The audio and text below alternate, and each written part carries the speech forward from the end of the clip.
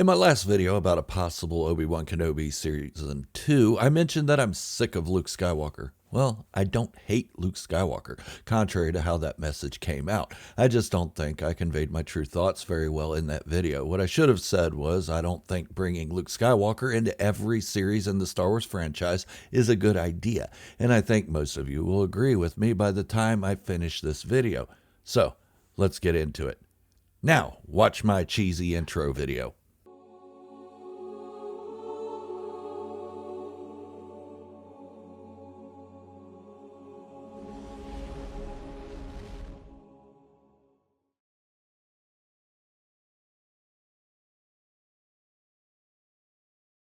You know what? Let's go unscripted. That's always big fun. When Luke Skywalker showed up in The Mandalorian Season 2 finale, everybody cheered. We all cheered. We all thought it was wonderful stuff. It was good stuff.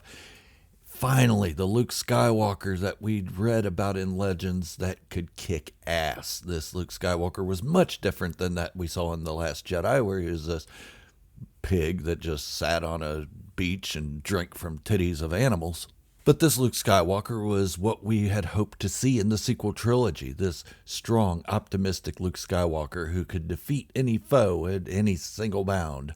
Then we saw Luke Skywalker show up in the Book of Boba Fett, and we thought, okay, cool, he's starting to train the new generation of Jedi, and it focused a lot on him and Grogu, and it provided a key piece to Grogu returning to Din Djarin, something that we had all hoped to see. Well, maybe not so soon, but eventually, yes. But this Luke Skywalker was a little different. He wasn't the showing off badass that he was in The Mandalorian Season 2. He was more of the mystic wise man that we had hoped to see, that we had seen in Legends. And such a great comparison to that of The Last Jedi when he's trying to teach Rey reluctantly. Then The Mandalorian Season 3 came out and the finale came out, and where was Luke Skywalker? He wasn't around. What the hell? We expected this guy. You've shown us twice in the last two series that dealt with Din Djarin that Luke Skywalker was going to be there to save the day, but alas, he was not. Where was he? Why wasn't he there? This is what we expected. We wanted to see more of Luke kicking ass. And now with the Ahsoka series coming out in just a couple short months, we're going to see Luke Skywalker, aren't we? Will we? Maybe. It makes sense that he'd be in it. Ahsoka and Luke Skywalker know each other, so why wouldn't he be in it?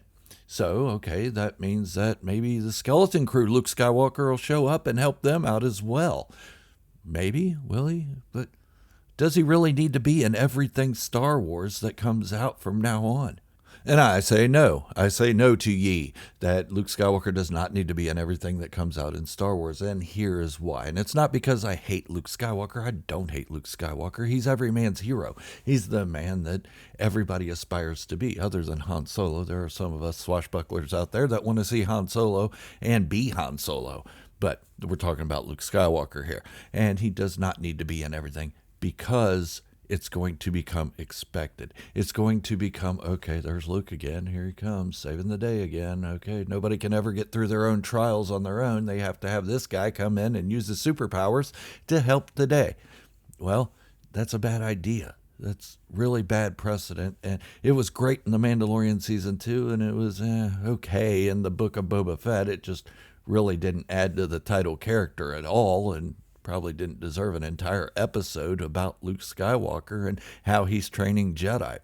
It had nothing to do with Mandalorians, the Book of Boba Fett or Tatooine or any of that. So putting him in, let's say, the Skeleton Crew, are we going to go back in time and have him figure out the world between worlds and show up in the Acolyte and destroy the Sith there? No, and it shouldn't happen. But let me say this. There's a whole thing about Luke Skywalker in The Last Jedi that we missed that could be expanded upon and made that Luke Skywalker into what we knew and loved from the Legends material and from the Star Wars original trilogy. Now, I'm going to bring back Captain Obvious, okay? In The Last Jedi, Luke Skywalker is seen in a different light than we had seen him previously. He's pessimistic and rude, bitter, old. He's seen and done things that we can't comprehend for the character of Luke Skywalker. Many of us were hoping to see the Luke Skywalker we had read about in novels and the comics of yore. But what we got was a shocker instead. This Luke Skywalker was kind of a dick. The Luke Skywalker in The Last Jedi was shown to have regrets for trying to cut down Ben Solo before he could turn to the dark side, an action that didn't make sense when we saw him have faith in bringing his own father, Anakin Skywalker, back to the light instead of killing him. And now he's going to just kill Ben Solo for having dark thoughts? Doesn't make sense. But there's so much more to why Luke has become this hermit that we see, why he said The Last Jedi must end, why he was more of an anti-hero than the legend that we had seen in the Star Wars original trilogy and in the novels. And Luke touches on that briefly, ever so briefly in The Last Jedi, and it was more of a throwaway line that got overshadowed by what he did to Ben Solo. Now, I know The Last Jedi is the lowest point of Star Wars in the Star Wars storytelling, that The Last Jedi is seen as the worst of anything that ever came out, but there is one part of it that could help us see the Luke Skywalker we always wanted to see. And it doesn't have to be in everything as a cameo. There could be a centric Luke Skywalker story created for the character to show us the timeline between Return of the Jedi and The Force Awakens. And I'm not saying this is to fix the Luke Skywalker in The Last Jedi. I'm saying that this could be other material that we could watch, that we could see that Disney is actually trying to help George Lucas's character that he created. That Mark Hamill could once again smile and say, "I love being Luke Skywalker," because that's what he really wants to do. Now, that brings me to another question. If Mark Hamill disagreed so much with the script of The Last Jedi, why did he go ahead and do it? He had the option. Nobody put a gun to his head and say, "You have to play Luke Skywalker now and you have to do it this way." No, Mark Hamill did it. And why? Well, because he was paid to do it. And that's pretty much what it boils down to. But this isn't a Mark Hamill bashing session. I love Mark Hamill and I think he's a great guy. And I wouldn't mind having a beer with him one day and maybe some blue milk, just not straight out the titty of some weird seal walrus thing. But let's get back to how we can help our viewing of Luke Skywalker. Like I said, Luke Skywalker touched on basically just a little bit of why he was the way he was, why he saw the Jedi needed to end. The Jedi were so flawed that Luke didn't see a way to revive the Order without darkness taking over once again. Luke was trained by those who helped bring an end to the Jedi Order, Obi-Wan Kenobi and Yoda. So Luke's own teachings mirrored that Republic-era Jedi, and he began to realize this when he did the unthinkable to all of us. I mean, why the hell is he going to kill his nephew when he saw good in his father, when his father had committed way more atrocities than Ben Solo ever did? But anyways, when Luke saved his father, he wasn't there to stand up for the Jedi Order. He was there to bring his father back. He wasn't there to destroy Darth Vader as Obi-Wan Kenobi and Yoda requested. No, he was there to bring his father back, to have that connection. When you think about it, he was on Tatooine with his aunt and uncle. I guess they loved him a little bit, and they really wanted the best for him as a farmer and never to leave the planet, never to get involved. But there wasn't a connection there. He didn't have that connection with them through the Force. Now, Darth Vader or / Anakin Skywalker, Luke would have had that connection of not just the fatherly and son bond, but more of a Force connection with someone of his own bloodline. Okay, so that's just a side note. But when Luke attacked Ben Solo, he had a lot more responsibility. He was trying to bring the Jedi Order back to what it was as it fell, or just before its fall. He was trying to do more. It was more than just about him and his relationship with his father. It was about him having this big burden on him to create a new Jedi Order of those for peace and justice and the Jedi way and all that good poop. But Luke was only taught the Force and the way of the Jedi through those who were involved during its collapse. And this is a flaw. But what we see in The Last Jedi is this epiphany moment where Luke is like, oh God, the Jedi are evil. I almost killed my nephew. And that was that. But there's more to it than that.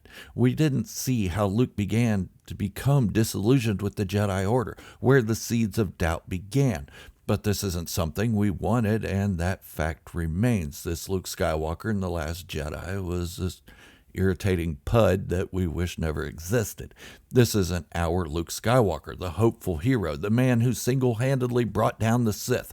The last we saw of Luke Skywalker, he won the fight with Vader, bringing him into the light to return as Anakin Skywalker yeeted Palpatine down a shaft, so on and so forth.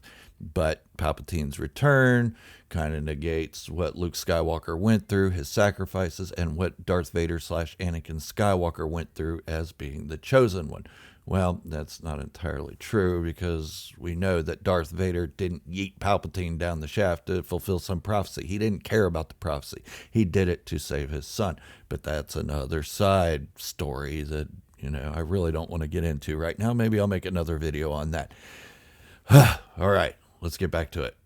What we saw was the end result of Luke Skywalker's beginning adventures. That's right. This is just the beginning of Luke's adventures as a Jedi or a Force sensitive. And the stories never really acknowledge the flaws in those who trained Luke to start the Order all over, starting it right where it left off. And I'm talking about the Legends material. The EU had a lot of fun stories, and it was good reading, but it left out some key components to the Jedi Order. Luke would have discovered what caused the Jedi their demise, and likely wouldn't have continued on the way we had read it. Yes, there were some minor things he changed in his Jedi Order, such as marrying as a Jedi, but the way he taught about the Force lacked that feeling that we got in the prequel era, that the Jedi were flawed. And this is Luke continuing the teachings that he was taught from those flawed Jedi. So how do we continue the teachings of Luke Skywalker, or the stories of Luke Skywalker, through some kind of media that would appease everyone? Not everyone. Nobody's ever going to be fully appeased. It's going to be crap to some people, and that's okay. Be that as it may, think of it as crap as you want. But how do we change our perspective of the new Luke Skywalker and kind of morph it into what the old Luke Skywalker was that we loved? Well, we keep the flaws. We keep the flaws of the Jedi Order that the prequels showed us. The George Lucas prequels showed us the Jedi Order was flawed, that Yoda was flawed, Obi-Wan Kenobi was flawed, Mace Windu was hella flawed, and then there was, Ki-Adi-Mundi, who just cared about the droid attack on the Wookiees. But then how do we make Luke Skywalker better? How do we make him more? Well, Mark Hamill has said that he doesn't want to play Luke Skywalker anymore in live action. And that's okay, because if we go back to telling stories from Return of the Jedi to The Force Awakens, Mark Hamill's too old to play that part. So how do we fix it? Well, simple. We do a Clone Wars style animation. We make Luke Skywalker the center of that. We don't put the name of it as Luke Skywalker, a Star Wars story, and then make it about some other character. No, we title it something simple as, I don't know, Luke Skywalker and his band of misfits. I don't know, but something like that, or not.